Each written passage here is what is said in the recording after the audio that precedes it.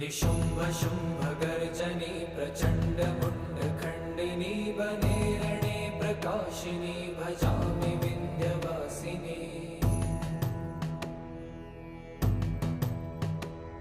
त्रिशूलमुण्डधारिणी धराविघातहारिणी गृहे गृहे निवासिनी भजामि विन्ध्यवासिनी।